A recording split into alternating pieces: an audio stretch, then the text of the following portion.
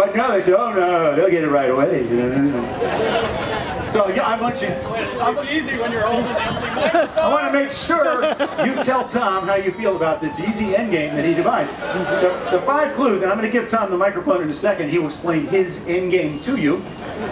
The first one is the final clue begins at 3:01. Final clue begins at 3:01. The remaining 4 clues were just a mysterious-looking series of capital letters, all 4. And that was those are end game, your 5 clues. Ladies and gentlemen, this is the man responsible for the end game, Tom Schroeder. All right, thank you. Did Dave mention that the other day he was in D.C., he decided to push Bryce Hopper into a wall? Okay. And then, of course, he kicked Steven Strasberg in the oblique muscle. All right, so that established. That's what you got? There was somebody who solved this with no hints whatsoever, but before we get into who that was, let me just explain how the end game worked for at least that one person, and then we had 2 other winners. And then let me just say that we had some other people who ended up in the right spot, but for the wrong reasons. And as we said in the instructions, that was not going to win the hunt. And that didn't mean that they weren't doing it, honestly. It just meant that they somehow got there and they didn't really follow our clues. So here's how it worked. When we said, in one of the 5 clues that you got from solving the puzzle was 301. And as you all know now, 301 was an area code. Okay, so what was the rest of that number? The rest of nothing. 301 nothing. Okay, that was what happened on the stage.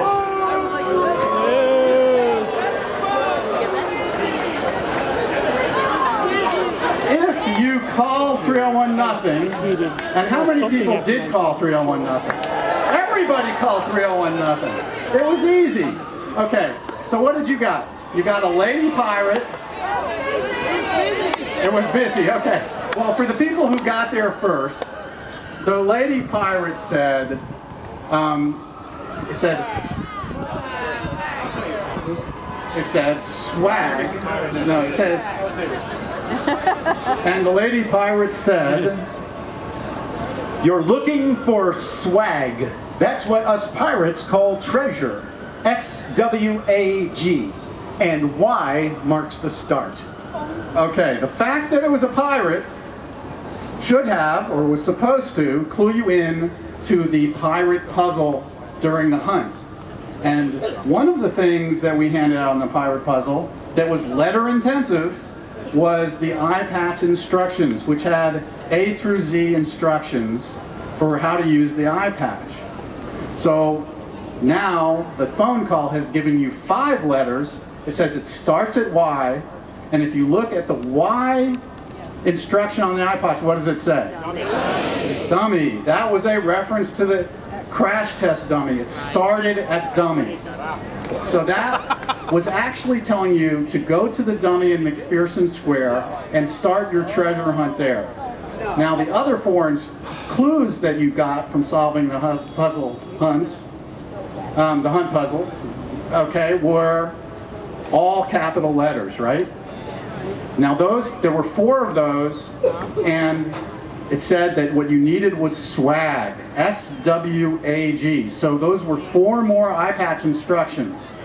And if you took the capital letters from the clues and found words that began with those letters, what it was it told you a path to take. And the first said, go west until you meet a sweet lady.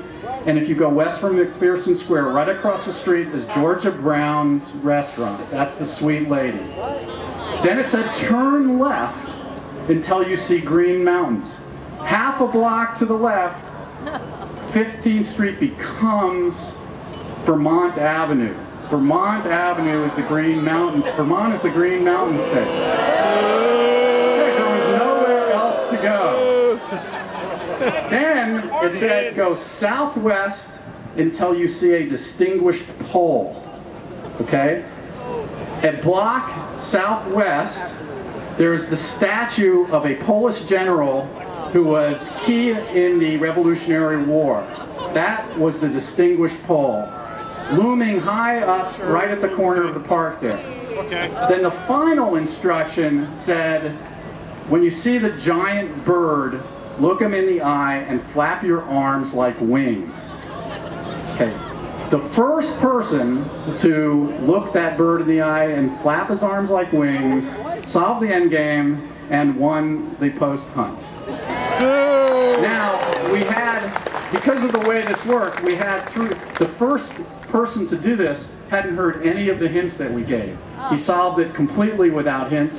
And now, here's Gene Weingarten to introduce the third and second place winners. Okay, first of all, cut to the chase. Nobody from Miami placed at all.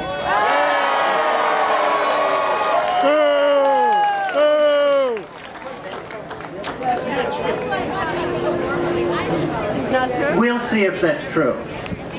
The second thing that happened is we have been doing these hunts for almost a quarter century, and we've never had a winner like we have today. Tom will explain this later. The first place winner is completely unprecedented. Okay. Before I begin, I want to thank a few people, all of our volunteers.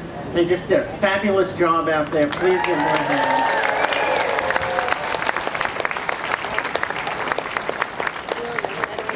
A few actors. The man who was sweating himself to death inside a tent and speaking backwards very, very, very dramatically was Sun King Davis. I don't think I'll ever say anything like this again. Uranus was Annie Mueller.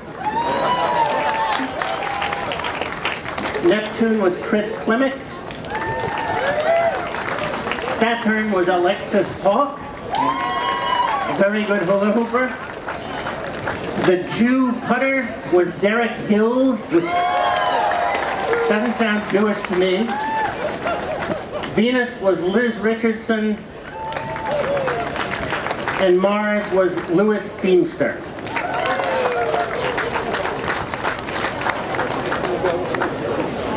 Okay, I'm going to try to do this right. The third place winners are people you have seen before many, many times. They have won, they have placed, they have shown they simply own this hunt. From Washington, D.C. area, I'm going to try to do this right, David Forrest, Rudy Barnes, Todd Eder, Charlie Scarborough, Matt Hartman, and Chris